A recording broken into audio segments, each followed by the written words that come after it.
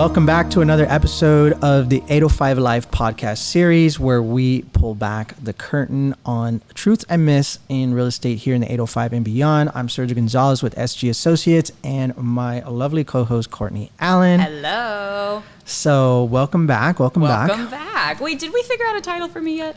I think we were playing around with director of podcast extraordinaire. Oh, director of podcasts. Yeah, we gotta have big. Like director.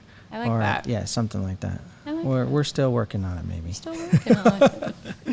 This episode, we are going to talk about giving back to the community. You are kind of Mr. 805. I'm going to call you Mr. 805. But it's true. You give so much to your community. You do so much thinking outside the box. So tell the listeners, what do you do? Well, I think it was part of our brand, right? Like getting the community to rally behind a company, and also having the company rally behind the community. Right. So we first started out by working with some of the local charities in town, like the Boys and Girls Club, the YMCA, local YMCA, Senior Concerns. Those were kind of the top three that I initially said, hey, I think I can bring some value, here to these charities and what their mission was and what their mission and vision and goals were. Mm-hmm. And we really helped them level up, I think, on their marketing and presentation of the stories that they were trying to tell. Yeah. And awareness at the same time. So like an example was when the YMCA here on TO in Westlake. Yeah. Were trying to launch and bring exposure to it. Like we did like a full on video, with drone and tour, and we actually got the Ferrari meetup up there. So we had all, the car club for the Ferraris. It was a massive, to where the city like, hey, too much. Oh, wow. Yeah, they actually said, you guys have too much activity up there. We're going to have to relocate you, but it still brought like a huge awareness to them, which I think was really good. So, we're super proud to be part of each one of these organizations. I think each one is doing an amazing job with what their vision are and the impact that they're making. And like, how could you not want to rally around organizations that are doing so good and so much for the community? It's like, it kind of like, touches you. You're like, how can I do more and be a part of something great? And I think that comes back like tenfold, right? Like when you're putting out messages and you get support from the people that are involved in those organizations as well, because they want to see you succeed, and then you can give back more and participate more. So I think it's been a big part of who we are and what we stand for, and just trying to find ways to where we can bring value to the community and to organizations. Yeah, and this area is such a family-oriented area, like we said in the last episode. And you are very family-oriented. Well, I got 5 girls. So yeah. Exactly. The fact that you're the only male, like, props to you. Seriously. But the things that you do, I mean, like even before recording, we talked about you made a pumpkin patch in the park near me that my nieces love to go to. Yeah. You drove and gave gingerbread houses for the holidays. Like the things are just so cute and sweet and thoughtful. Yeah. Well, I think again, part of it is like, what is the client experience? Right. Like what are, and I think this really goes for any business or anybody that is trying to build a brand, right? Like what is that experience like when people have with your business, right? With you as a person, as a business owner, your salespeople, your receptionists, your like anybody who's associated. What is that experience like? And I think I always try to relate it to like, Nordstrom's or the Apple Store. Oh, we love both those. Right? We love both those. Or Amazon. Yeah. Right? Like, I think the client experience has really changed, and it's continuously changing, because I think people are now becoming more like, hey, instant gratification. Yeah. Right? But I think to take it a step further is really like, people are never really going to remember what you said or what you did, but they're always going to remember how you made them feel. Mm-hmm. And so I think that is really our goal, is like, I want people to always have an experience of when they feel with SG Associates that it was memorable and it was lasting. So if I can touch, the hearts of the kids in the community, which then, parents are like, oh my God, I want to see my kids smile, laugh, right? And feel good. Like, so if we can get into the hearts of the kids, we get into the hearts of the parents. If we can get into, it's always like kids, pets, right? Oh yeah. And then,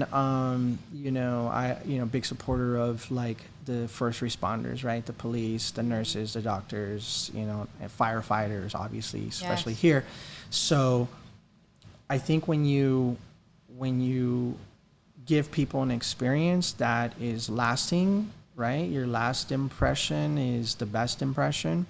Or what is it? The last impression is the lasting impression. I think is. I don't know. From Chris Voss, right? Your last impression is the lasting impression. So that's what really we want to make sure, is that we're delivering a lasting impression. So whether that is through our pumpkin patch, experience in the park, whether that is through our gingerbread experience during, Christmas and stuff like that, and what that looked like, what that felt like, what that smelled like, right? Like, we try to hit all the senses. Oh, let me tell you, the candle that you gave for the holidays, I would smell that every single day. It was delicious. I think it smelled like marshmallows. We had different varieties, so yeah, so good. Yeah, so good. And you know what? Honestly, like it was one of my posts. No, it was my sister who posted, like, hey, if you own a small business here in town and you're selling something or you create something, post it below, and maybe, one of my friends or family or whoever could use your service. So I looked through it and I found this young woman who was in Camarillo, and she was making these amazing candles. And they didn't even look real. And they're handmade. Yeah. They're soy cotton, candles, and, all organic, all that stuff. But she airbrushes them. She puts glitter on them. And I mean, it was amazing. I think I was like, okay, I think I can use that for some of my holiday gifts. And so, lo and behold, she's a stay-home veteran's wife, right? Military wife at home. And I was like, okay, I'm definitely going to support her. Yeah. Right? Like, for sure. And I'm like, so how many have you like done? Like, is this like, she's like, oh, I do like a few here and there. I'm like, okay, well, I need like 50 of them. She's like, oh my God. And so, we put in the order and we gave her a list, and she worked really hard. I mean, if you follow her on Instagram, she does it herself. So it was an amazing feeling to be able to help support somebody, and at the same time also gift the experience to, clients and families and friends that was something unique. I had never seen it. I've never experienced anything like that. I've never seen it. I love candles. And I was like, that's different. So we're always looking to do something, very different from, oh, here's a bottle of wine. For sure. Here's your Christmas card, type of deal. So. Yeah. Before COVID happened, was there an experience that you would maybe do every year or every season? Well, this was our second year doing the pumpkin patch. Right. So and that was in October, obviously. Yeah. So I think we were a little nervous just how people were going to respond. Yeah. But it was outside. But it was outside. We had all the pumpkins spread out. People were wearing gloves. I'm not gloves. We were wearing masks. Yeah. that wanted to. So I think we did what we could to keep everybody safe. Right. And I think the reaction and the response, because we were like, is anybody going to come? Right. Right? We were like, is anybody going to come? Or should we still do it? Should we cancel it? What are some of the neighbors going to think? Like, are you crazy right now? Like, what's wrong with you? And we kind of like weighed the, risk versus like backlash of any potential backlash, right? Because that was happening, and we chose to do it, and the people that did come, like, they were so thankful that we did it, like, because the kids were missing out on so much, right? Like, they weren't at school doing the holiday projects that they were able to bring home and have, their picture taken and all of those things. So I think we were able to create that for them this year, and everybody walked away with a pumpkin or two. And I think we had to. Yeah. Yep. So, there was nobody left without a pumpkin, and had pictures, and I think that they really appreciated it.